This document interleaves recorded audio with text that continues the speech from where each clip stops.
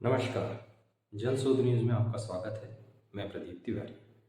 मध्य प्रदेश के मुख्यमंत्री श्री मोहन यादव जितनी कसावट अपनी अधिकारियों और अपराध को रोकने के लिए कर रहे हैं, मध्य प्रदेश में अपराध बेलगाम रूप से बढ़ते ही चले जा रहे हैं।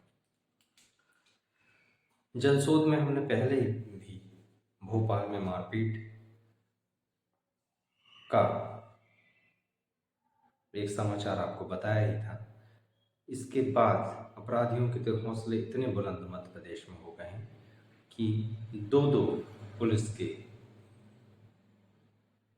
अधिकारियों पर और आरक्षक पर उन्होंने मध्य प्रदेश पर हमला किया। पहला हमला छिंदवाड़ा पर हुआ, जिसमें एसआई को गाड़ी के नीचे रौंद दिया गया। उससे बड़ी वारदात सिवनी मध्य प्रदेश में हुई, जिसमें एक आरक्षक को अपराधियों ने सीने में गोली मार दी। हालिया वाकया ग्वालियर का है। ग्वालियर में एक 10वीं की छात्र के साथ में उसके परिचित 3 युवाओं ने बलात्कार किया। वे यहीं तक नहीं रुके, उसके प्राइवेट पार्ट में घाव किया और उसे पुल के ऊपर से नीचे फेंक दिया।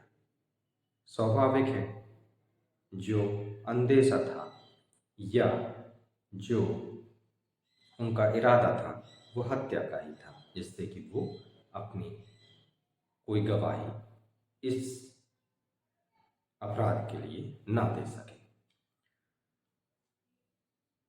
मध्य प्रदेश में बलात्कार की दृष्टि से अगर देखा जाए तो वैसे भी मध्य प्रदेश की स्थिति बेहतर नहीं है।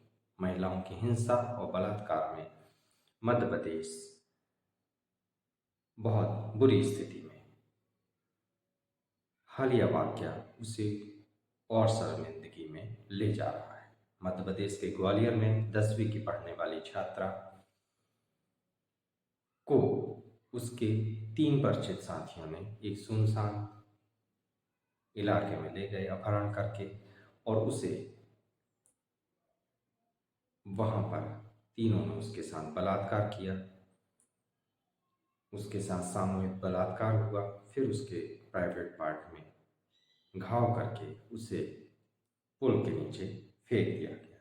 राहगीरों ने जब खून से लथपथ बालिका को देखा तो पुलिस को इसकी सूचना दी। पुलिस ने मौके पर आकर उसे मेडिकल ट्रीटमेंट मुहैया करवाया और उसके माता पिता को सूचित किया।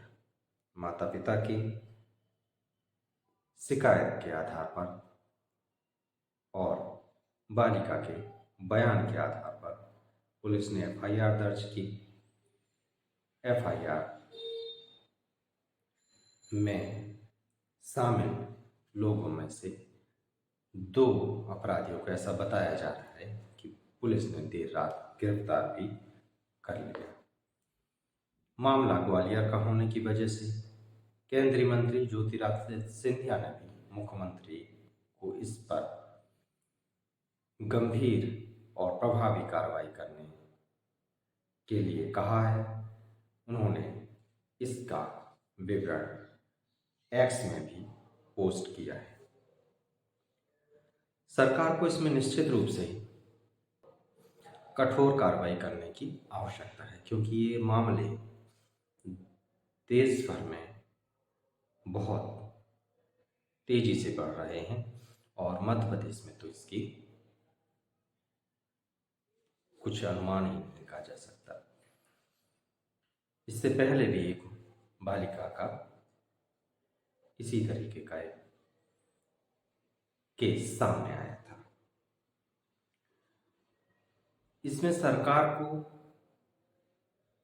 केवल जो केस हो रहे हैं उस पर ही कार्रवाई करने की आवश्यकता नहीं है, बल्कि जो इस तरीके के बच्चों के माता पिता हैं, जो इस तरीके की हरकत करते हैं, उन पर भी प्रभावी कार्रवाई करने के लिए कोई कानून बनाने की आवश्यकता है, क्योंकि इतनी छूट तो दी नहीं जा सकती कि पेरेंट्स केवल बच्चे पैदा कर लें और उन्हें बिना संस्कारित किए हुए समाज को सौंप दें। तब ये समाज का रहने लायक भी रह जाएगा। तब ऐसे पेरेंट्स के ऊपर भी कार्रवाई होनी चाहिए कि उन्होंने अपने बच्चों को सही राह क्यों नहीं बताई, उनका बच्चा कब कहाँ क्या कर रहा था, किस दिशा में जा रहा था, इसकी बात उन्होंने ध्यान क्यों नहीं दिया। इसको देने की आवश्यकता है, क्योंकि अगर हम इसको केवल एक सामान्य अपराध की तरीके से देखते रहेंगे और उस तरीके से ट्रीट करते रहेंगे तो ये घटनाएं कभी भी नहीं रुक पाएंगे। इसके साथ ही मीडिया पर भी लगाम लगाने की आवश्यकता है। मीडिया का एक वर्ग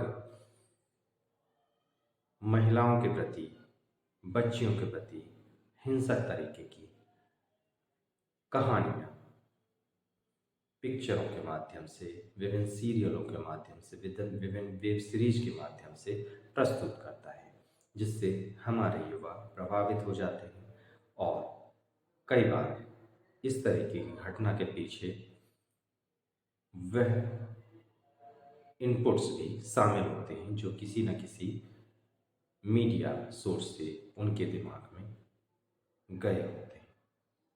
इसमें शायद अलग अलग तरीके की साइड भी हो सकती हैं।